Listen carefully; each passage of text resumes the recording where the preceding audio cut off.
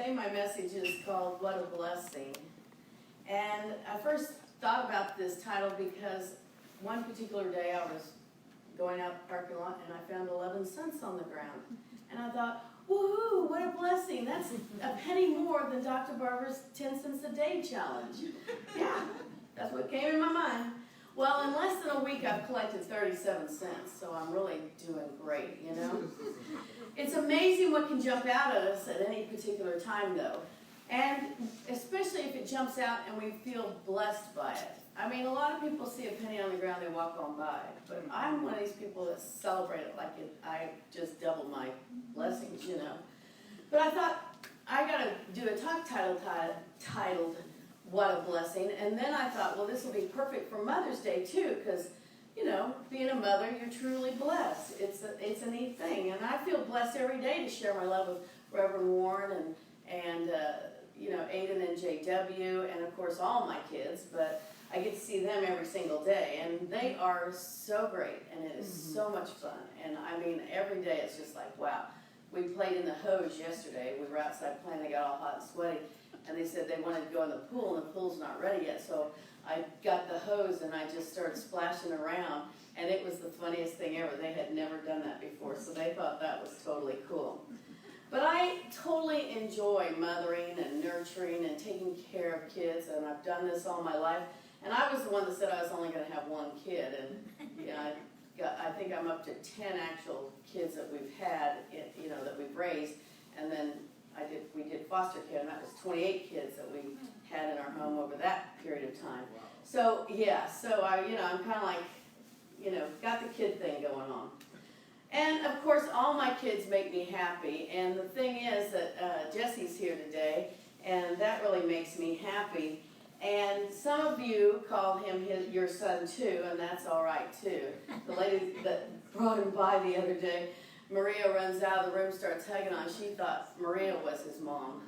And then I introduced myself. I said, hi, I'm Francine. She goes, oh, nice to meet you, Francine. I said, well, I'm Jesse's mom. Oh, I thought she was. So all of these women in this room claim Jesse as their child, and that's okay too. But there, you know, when the other day, after that particular day when Maria was trying to say he was her son, Jesse asked me, you know, why did I adopt him? And I said, well, I told him a couple of things, but the real reason why I adopted him was because the first time I saw him, I knew I loved him. You know, and I think that's what mothering's all about, is to see someone and you just instantly know you love them and that you want to care for them and just, you know, hold them in that light. And I'll tell you, there's only one of our children that we have that I gave birth to, and the rest of them I adopted.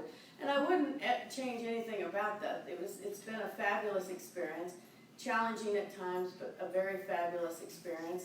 And I feel like I've been truly blessed by my children and by being able to be their mother, or claim to be their mother. Well, maybe you haven't given birth to any children. I still believe all of us have mothered, nurtured, and loved someone or something to the point where we connected on the level of a mother. The Daily Word even said that today. But some people are more nurturing and mothering to pets or their trees or their plants or whatever, and other people connect with children. And it just, to me, it's that instinct that we all have. And yes, I'm talking about guys too. Because, you know, I think that someday the Mother's Day and Father's Day are going to end up being one thing anyway. Because, of course, you know, we all see the male and female in each of us and know that those instincts come through depending on what situation you're in. You know, Warren a lot of times is sometimes doing more of a mothering thing than I am in a particular situation, and that's okay too. But at some level, we've had that sense of motherhood, haven't we? Can't you all agree on that? And even if you've never had a kid at all, you've felt that sense of motherhood or mothering. So, the other thing is, I understand that some people might not have felt like their mothers were the greatest thing on earth for them. I get that. You know, there's times in my life I didn't think my mom was doing that great of a job either. But the thing is that we have to always count it a blessing, because we wouldn't be here if it wasn't for our mothers. You know, they gave us life. And maybe we never saw that person again. Maybe they were only our birth mother and we never experienced that relationship again, but we built other relationships with other people. And so the idea that we hold any grudge against anybody that might have mothered us, and that could be our teachers, a caregiver, a babysitter, any of those people that were in that role of motherhood, that we had any angst about or anything that we didn't like about them, we can change that, because we can say that they were in our life for a reason, that we were blessed to have that person in our life for some reason or another, right? Yes. Yeah, and we have to do that because we have to heal over that whole idea of if we have been scarred by a mother or that mother figure. We have to go to a sense of knowing that there was something deeper and richer there. Well, Fillmore in the Revealing Word defined divine motherhood as the serious, nourishing element of divine mind or God, in which spiritual ideas are brought to fruition. I like that. That means that all of us that are really, that we're in that motherhood role, can bring forth those ideas. But also, again, guys can too. But I believe that that whole idea of divine motherhood is based on love. It is based on that idea that we are in that place of loving another person when we're in the mindset of motherhood, when we are there to bring forth that divine idea of being the best you can be, to be that true expression of love, to bring love into fruition. And we are the only ones that can do that. You know that? We are human beings on this planet, and we are the expression of God's love. Now, we can choose not to be that expression. We can choose to not love, but we are here to be that expression of God's love. Animals and stuff, I think, kind of do it naturally, but we have a choice. And to have a choice can be such a blessing when we realize that we can love each other no matter what. It's huge. So in any situation, we can name it a blessing or a curse. We can give birth to it as a blessing, or we can condemn it while we are condemning ourselves. Because you know what happens when you don't look at something as a blessing. What are you doing? You're mirroring back to yourself that same negative energy. Whatever it is that you're putting out. If you have a grudge against your mother figure, or anybody that took care of you, or anybody that cared for you, or anybody that should have been in that role of mother in a particular time in your life, if you're holding any kind of grudge or resentment or negative energy, guess what? It's going to come back to you because you have that stirring in your mind. And the bad part is, it's not only going to come back to you, but you're sending it out into the universe. And we wonder why there's wars or there's hate crimes going on and stuff. But every bit of hate that we send out is reflecting back to us. And it'll get our attention. It might not affect us personally, but it'll get our attention. It'll say, hey, and you'll get some compassion and you'll say, man, that wasn't right that happened. That wasn't right how somebody treated somebody. And that is us, the divine motherhood within us, trying to come forth and say, we need to bring love to this situation. We need to send love. We need to be that expression of love. We need to love unconditionally like a mother does.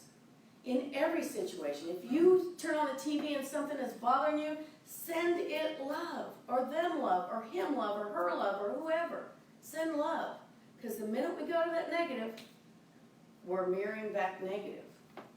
If we say we hate someone or something, what are we going to have? We're going to have hate come back to us. And it's not a pleasant experience. I don't want to live my life feeling yucky. Feeling that negative energy bouncing around inside me. And we are all very intuitive beings. As a spiritual being first, in a human body expressing in a human experience, the spiritual aspect of ourselves feels everything. And some people say, oh, I'm very intuitive. We're all intuitive, and we all can feel it, but we put up little walls so we can't feel it. That's why we have to take away anything negative in our life and fill it with love and send that love, because it takes away that negative energy and lets us feel all the goodness that God has in store for us. And who doesn't want that? I want it. I want it. Yeah, we all want it. So how can we stop this madness that we find ourselves into, that negative thinking? We have to go to the root of whatever condemnation we are claiming, whatever we are putting down negative. We have to go to the root, because sometimes even it might not have been that particular person's fault that made you angry or made you upset or made you feel like you wanted to say you hated them. It might not have even been their fault. They probably didn't even know they did anything wrong. Or if that, in your mind, I mean, in their mind, they might not have even known about it. You know, it's strange how some people live their life and never can express on that level. You know, my dad, I mean, he was a great guy, and he you know, gave birth, he fathered 10 kids. I was one of 10. And, you know, until I was like 19, 20 years old, I don't remember him ever saying he loved me. Now, we had a decent relationship, and we had fun, and he played with us, and he, you know, did neat things with us. But I never heard those words, I love you. And, you know, we always gave a kiss goodnight, we said our prayers together, all that stuff. But when I was like 19 or 20, I don't remember exactly when, I said to him, I said, you know, you never said you love me. And I said, that's always bothered me, because I already had my oldest son at that point, and I told him all the time how much I loved him, just like I tell all my kids, and just like I tell JW and Aiden. I think it's important to let them know how loved they really are. But he didn't even realize that he hadn't said that, you know, in a loving way, like just, you know, off the top of your head, I love you. How many people say that to each other? I mean, I say I love you to people all the time because I think it's important. And I mean it. I'm not just, you know, throwing words out there. I mean it from my heart.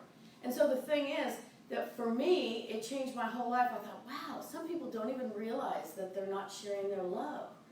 So I just think that the more you share love, the more you can be loved, you know. And I've always been a huggy person. Of course, that's getting some people in trouble these days, which you know, there's hugging and then there's hugging. I don't know which was happening. I'm just saying. You still can share the love. You still can be that expression of love from that place of motherhood. So, no matter what has happened in our lives, we get to choose to curse it, or we can find the blessing in it. It's always our choice. And what a blessing we can find in a lot of situations, can't we? I mean, every situation that's ever happened to us, even in the past, at some point brings forth a blessing. I truly believe that. Whether it's just the aha moment of saying, oh, I'm not going to do that again, you know, or something that protects us from getting hurt or in a bad situation again. Some of those things are just is that simple, but other things can be life-changing. And all we have to do is look at it as a blessing. You know, even the people that we have had in our lives, we need to look at the blessings that made us feel good. And that's the thing. We go back to the root of whatever it was we were upset about. There's always a feeling in there. So if it was something negative, we have to find something good to replace that. You know, my mom used to do this thing with 10 kids. You know, she'd bring home a package of cookies, and how long do you think they lasted? You know, probably 5 minutes. But she knew I liked this one kind of cookie, and she always took and stashed it in the cabinet, and believe it or not, somewhere where nobody could find it. And she'd always say to me, hey, I stashed your, you know, remember the old frosted sugar cookies that were like this big? You know, they had the pink frosting on them? And they weren't real hard like the ones now. They were softer.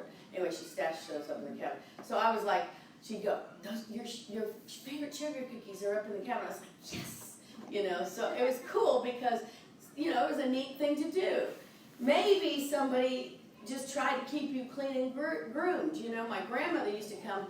She lived in Pittsburgh, Pennsylvania. We lived in Wichita, Kansas. She'd come once a year and spend 2 weeks. And the first week, all she did was clean the whole house for my mom. Well, think about it. 10 kids. My mom wasn't a very good housekeeper. You know, I loved her, but she wasn't a good housekeeper. But my grandmother took all the sheets off the beds and the pillowcases, and that's back when my grandmother would iron them all, you know, do all the curtains, you know, scrub the bathrooms. And guess who got to help her? Me.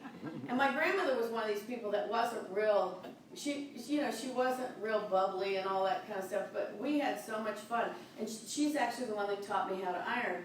And some people posted the other day about how they first started ironing hankies, you know. Yes. And my dad, being in the military, he always had cloth, cotton handkerchiefs. So she taught me on cotton handkerchiefs. I moved up to pillowcases, and when I finally got to iron a sheet, I thought it was the coolest thing ever. So I iron my sheets now, no. But these little things that we can find, every once in a while I'm tempted though to take the iron across the top of the bed, get the rings. Aren't you? Don't you love that when you go someplace and they're just like pristine? Anyway, that's a personal thing. But maybe somebody cooked you your favorite food or celebrated your birthday just the way you wanted. All these things are little things that we can pull up in our mind and pull up in our memory and push them to the forefront of our mind and take out those negative things. And when we focus in on all these little things, it's amazing how many blessings we have had over the years when we really think about it. Isn't it cool? Yep. I mean, maybe me sharing some of my stuff is bringing up stuff for you. I hope so, because I think it's important for us to think about all those little blessings. And when we do that, it just wipes out the negative. It really does. And we can start really counting our blessings. No, sorry, I went ahead. Was there a, yeah, I was one. There you go. He's got a gift in the mouth. Well, the old adage, we've got to start paying attention to every blessing. So it's like this old adage, looking at gift horse in the mouth. Isn't that hilarious? And actually, the whole idea of that gift horse in the mouth was a thing that they used to say when they were doing horse sales. If they looked at a horse and the teeth were, they could tell by the teeth how old the horse was. So it was a gift if the horse wasn't real old, and you probably know this, Ann, don't you? Did you know that? She's a horse lady. Anyway, but it's like, it says, it's an old proverb, when receiving a gift, be grateful for what it is. Don't imply you wish for more by assessing its value. And when I thought about this, I thought, that's what we do, don't we? We take those blessings and then we discount them. Well, yeah, I had a good birthday, but, it wasn't exactly what I wanted. Oh, that was a great gift, but not exactly what I wanted. Or we can celebrate stuff and be in that mind of the blessing that it is. Well, when I think about counting my blessings, I was actually thinking about the idea of, like actually tallying your blessings. And I did a talk on counting your blessings before, but when we really start thinking about our blessings, we have to look at each thing. So I have to tell you this about the finding the 11 cents. I found that penny on the ground, which led me to find the dime. And then later on in the week, I found another penny. And then I found a quarter. And I thought whoops, there's a quarter. I thought to myself, wow, this is kind of powerful if you think about it metaphysically. Because the penny is what caught my eye each time. But when I accepted the penny, picked it up off the ground, and found it a blessing, my blessing was increased in the very next moment I turned around. There it was, the dime. I picked up another penny a few days later, and then my increase was a quarter. Because I took that penny and dime and put them in my purse and said, what a blessing. I have been blessed with, and thought about Dr. Barbara's challenge. I have 1 day paid for it. Now I got 3 days paid for it, a bonus 7 cents. Hey, I'm doing great, aren't I? But the thing is, we have to do that. We have to count it all a blessing. Not just look at it and go, oh, penny on the ground. That's probably dirty and filthy. Blah. Have you ever counted coins out of a jar? Your hands will be black. So all money is dirty. As many hands as it's been through. Who cares if it's on the ground? That's probably one of the cleanest pennies you'll ever turn. Because it's been washed by the rain. Anyway, count it all a blessing. That's what we have to look at. And the thing is that if we're not counting it all a blessing, then we're not going to that higher sense of all the good that is there for us, that God has in store for us. And this is what happens when we claim things a blessing. Is that when a greater good comes forth, and sometimes even when we find ourselves doubting our blessing. Now I have to tell you, that picture is off of that picture I showed you of everybody standing out there at the new campus and all the Unity people. But these are the jars of water. And I'm going to tell you a little story that happened for me about claiming my blessings. A week ago Friday, Reverend Warren and I went down over to the new campus to get some water from the creek. We wanted to get some of that water and use it for the new campus blessing. So all that's overgrown back in there, and so we go trekking through the brush, so to speak, and we finally found, and the paths aren't exactly the same anymore, but we finally found the creek, and I had this pitcher, and Warren got down in the creek and found a deeper part and scooped up water, and he pulled it up and we took it home. And I already bought these jars, and some of them are a little different, but they're basically that size. I already bought these jars, and I went home and I started filling the jars up, and there was 20, what did I tell you, 24? Yeah, 24 jars. So I started filling them up, and I thought, oh, I'm not going to have enough water. I went to doubt. I started doubting the good that we had just collected. I said, oh, I'm not going to have enough water. I better only fill them half full. This one's been leaking out a little bit. Anyway, I said, I better just fill them half full because I don't want to run out of water. So I'm filling them up. I'm getting close to like the last 3. And I'm thinking, I think I might have enough water to fill these up more. And then I started filling up and I said, oh no, maybe I shouldn't go to the top. Doubt again. Doubt my blessing. And then I looked at the water in these little jars and I thought, God, that water's so pretty. It's so beautiful. It's so clear. I mean, this is straight out of our creek. And I said, okay, I'm going to fill them up. And then I went, no, because if you get them all filled and you have to go back and try to pour some of it back in the other and even them out, it's going to be such a mess all over your kitchen counter. You don't want to do this. And about that time, I spilled some. And then I went, nope, I'm going to fill them up. I'm going to fill them up because right in that very moment, I have to tell you, Spirit spoke to me and said, be like the widow's oil and fill up the jars. And I was like, what? So I started filling up the jars, and I filled them all up, and I put all the lids on, and I look at my pitcher, and I've got this much water still in the pitcher.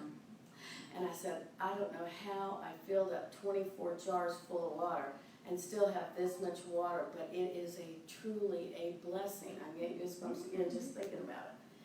So I want to share with you that I'm going to get everybody some little jars of water, but we have these jars all over this mid-Atlantic states now on people's altars, and people took them home too, and we have people that are blessing our new campus each and every day when they look at the water. And in fact, Dale, Reverend Dale at Savannah Unity, they are raising money right now for a fountain out front, and he's going to take our water and pour it in there as a ceremonial blessing when they first start putting water in the fountain. So it's going to just be sending new energy, and I just see it as God's energy and blessings flowing and bringing forth that new campus for us in an abundant way.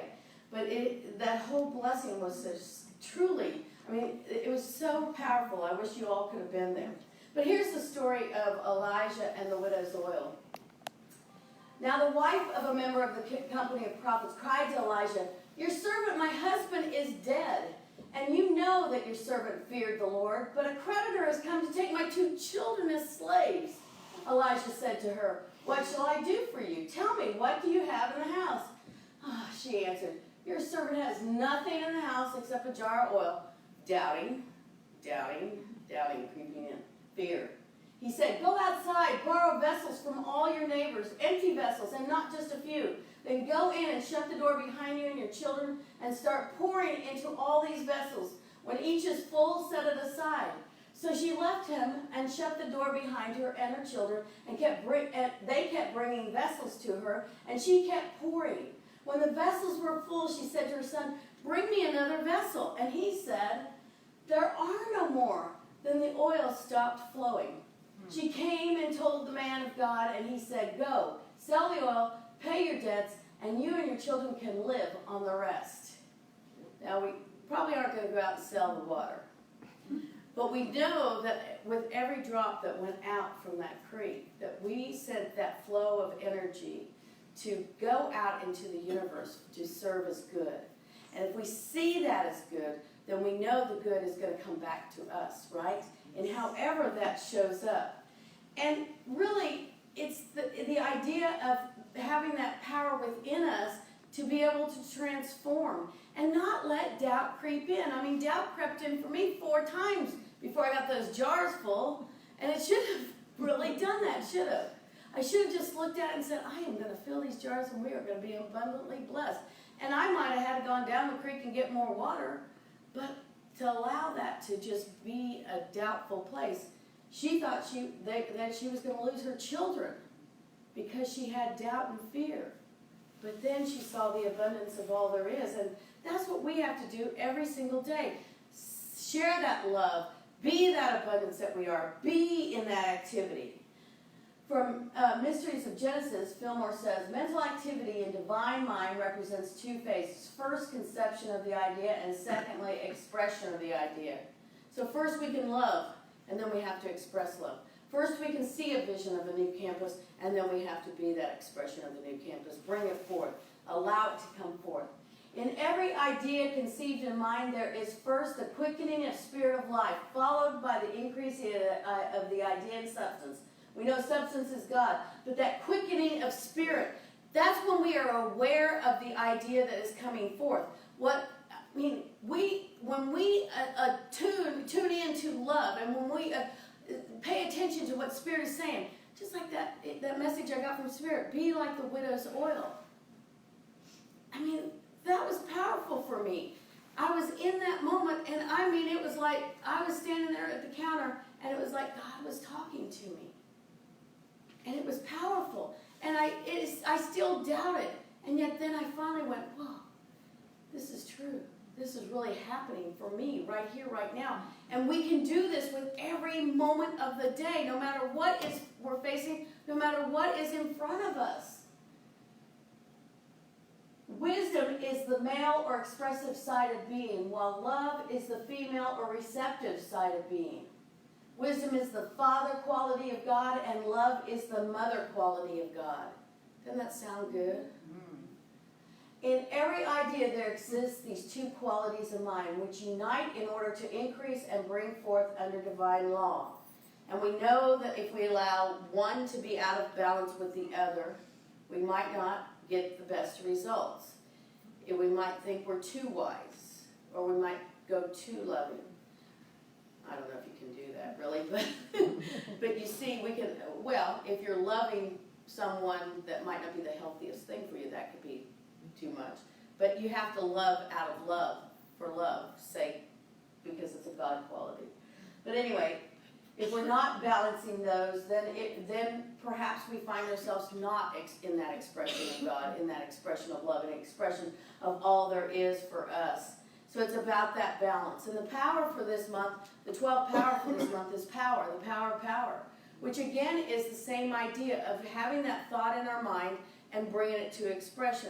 The power of power is our voice, speaking the words, saying I love you to somebody, being that expression of love, always thinking from that point of motherhood. And how would I be if I was mothering this situation? If I was nurturing and sending love to this situation, how would that manifest in my life? What would that look like? What would be the outpicturing? And if you don't know, take a breath and say a prayer and listen for God to speak to you. And don't go to that ability to doubt. The affirmation for power is, I have the power to create my world. And I love this picture because it's like the 12 powers going up. But let's say that affirmation together. Will you say it with me? I have the power to create my world. And when we get to choose whether we use the power of power or not, we get to choose whether we choose love or we claim it as not a blessing. So we have the choice each and every day. And whether you have disliked Mother's Day in the past for some reason or another, I invite you to open up to the idea that we are all mothers by some right or another. And that we should embrace Mother's Day as being that divine feminine coming through us, whether you're male or female, divine feminine coming through. And count each and every day and each and every person a blessing. Because when we do that, we will be able to wake up every day and say, what a blessing. Can you say it with me? What a blessing. Yes. Thank you for being here today. God bless you. So we have the Mother's Day video for you. And I